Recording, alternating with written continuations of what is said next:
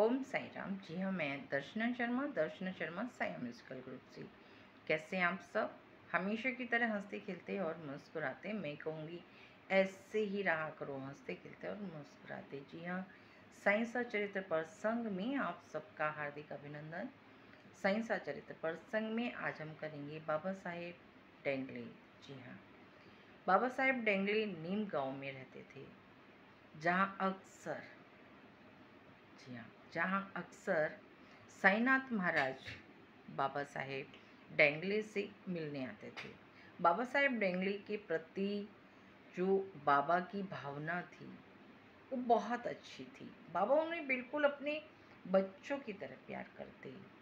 जी हाँ, बच्चों की तरह प्यार करते और बिल्कुल बच्चों जैसा ही व्यवहार करते। और बाबा साहब डेंगले भी बाबा के प्रति बिल्कुल ऐसे व्यवहार करते जैसे साईनाथ महाराज के बिना वो अधूरे हैं। जी हाँ, ये प्रेम अपने आप में बहुत ही खूबसूरत था। खूबसूरत प्रेम। बाबा आते जाते थे। कभी कभार बाबा साहेब डेंगले के घर नीम गांव में रुक भी जाया करते थे। बाबा साहेब डेंगले के छोटे भाई थे नाना साहेब। नाना साहेब ने पहली शादी की, बच्चे नहीं थे। दूसरी शादी की, बच्चे नहीं। दो दो शादियां करने के बाद भी जब उन्हें बच्चे नहीं थे तो वो काफ़ी निराश हताश रहते थे। ऐसी स्थिति में कोई भी इंसान हो, निराश और हताश तो होता ही है कि बच्चे नहीं हैं, दो दो शादियां हो गई हैं। बाबा साहेब डेंगले ने नाना साहेब से कहा कि तुम शिरडी जाओ। शिरडी जाकर साईनाथ महाराज को अपनी सारी बात कहो, बाबा तुम्हारी अवश्य ही मदद करेंगे। नाना साहेब ने कहा कि यदि ऐसा है तो मैं कल ही बाबा साहेब के पास जाता हूँ। बाबा साहेब नाना बाबा साहेब के जो छोटे भाई थे नाना साहेब पहुँच जाते हैं शिरडी। जी हाँ, शिरडी में द्वारका माई मस्जिद में साईनाथ महाराज के चरणों में अपने सर को रख करके नतमस्तक होकर प्रार्थना करते हैं कि हे शिरडी के साईनाथ महाराज, मेरे घर में, मेरे आंगन में खुशियाँ नहीं हैं। दो दो शादियाँ की हैं पर किसी एक पत्नी से भी औलाद का सुख नहीं है।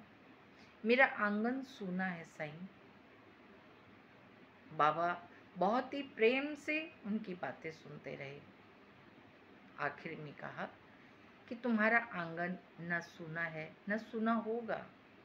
घर जाओ, तुम्हें अवश्य ही पुत्र प्राप्ति की, जी हाँ, पुत्र प्राप्ति होगी। अपने घर जाओ। नाना साहेब अपने भाई के पास यानी बाला साहेब डेंगले के पास आते हैं नीम गांव और अपनी सारी बातें जो शिरडी में हुई बता देते हैं। बाबा ने जो जो कहा, बाबा साहेब डेंगले ने कहा कि अगर साईनाथ महाराज ने कहा है कि तुम्हारे घर में खुशियाँ होंगी तो खुशियाँ होंगी। बाबा हैं वो जो कहते हैं वो करते हैं।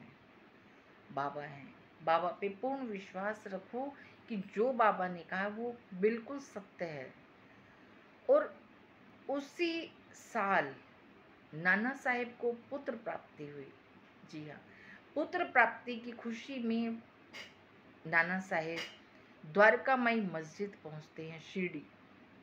वहां जाके बाबा के चरणों में, जी हाँ, नतमस्तक होते हैं। अब बाबा के समक्ष जब वो पहुंचे तो पत्नियों सहित, बच्चे सहित पूरा परिवार पहुंचा और कहा कि बाबा आपने बिल्कुल सत्य कहा था, मेरे घर में खुशियां हैं, वो खुशियां जो आपकी दी हुई हैं। जी हाँ, हे बाबा, मुझ पर ऐसी ही कृपा बनाए रखना, मेरे परिवार पर ऐसे ही कृपा बनाए रखना, क्योंकि ये खुशी आपकी दी हुई है। ये जो बच्चा है ये आपकी देन है बाबा, इस पर भी कृपा बनाना। बाबा मुस्कुराए, बच्चे के सिर पे हाथ फेरा और सभी खुशी खुशी वापस लौट गए नीम गांव। ऐसे बाबा सबकी खुशियों का ख्याल रखते हैं, ध्यान रखते हैं। कब किसको क्या देना है, क्या करना है, ये बाबा सब जानते हैं। बाबा अपने सब बच्चों का ख्याल रखते हैं, उन पर भरोसा बनाना पड़ता है। अगर आपको पूर्ण रूप से अपने साईं पे भरोसा है तो वो आपको झुकने नहीं देंगे, गिरने नहीं देंगे। यकीन मानिए, हर पल हर क्षण आपको अपनी गोद में रखेंगे। वो सब सुनते हैं कि कौन उनके विषय में क्या कह रहा है, क्या नहीं कह रहा, सब जानते हैं शिरडी के बाबा। इसी के साथ मैं दर्शना शर्मा, ओम साई राम। कमेंट बॉक्स में ओम साई राम लिखना ना भूलें और प्रसंग कैसा लगा ये भी बताइएगा। ओम साई राम। बाबा आपकी सब मनोकामना पूर्ण करें। ओम साई राम।